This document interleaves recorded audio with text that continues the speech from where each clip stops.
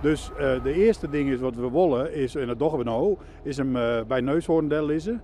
En nou, zoals je ziet, hij is hier al wiet inpakt. En in 3 dagen wil ik bezieken om het hele skip vol te schrouwen met de vraag, of de opmerking, wat nou? Wat nu?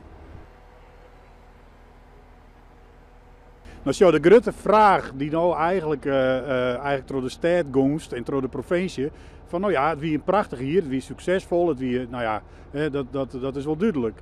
Maar hoe gaan we nou verder? Wat gaan we nou doen? Hoe zullen we, nou ja, kind wordt net mee jaren natuurlijk, een legacy, maar dat is wel wichtig, want hoe krijgen we het zo dat in Friesland, dat het een plek is waar het graag komt, maar zeker ook een plek is waar het goed werken is voor mensen die dingen meidje, kunstenaars, scrowers, muzikanten, neem je maar op. Maar ik had de grote wens, en dit is eigenlijk een soort aftrap daarvoor, voor Sjoch, hij is er nog.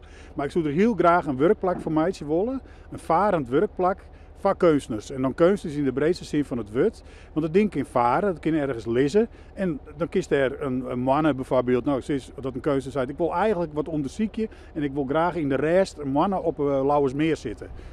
Dan kan dat mij zo'n skip. Maar als zij van ik wil in Snits, bij de lokale mierskip wil ik iets doen als kunstenaar. Ik wil hem graag in de binnenstad van Snits hebben, dan kan dat ook. Maar het moet eigenlijk, maar dat is een grote wees en dat is geen belofte, want dat weten we echt nog net zeker of het lukt. Dat omtoveren hier tot zo'n plak.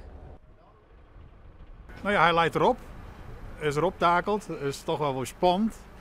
Nou ja, nou stapvoets naar de stad. Dus ik ben heel benieuwd.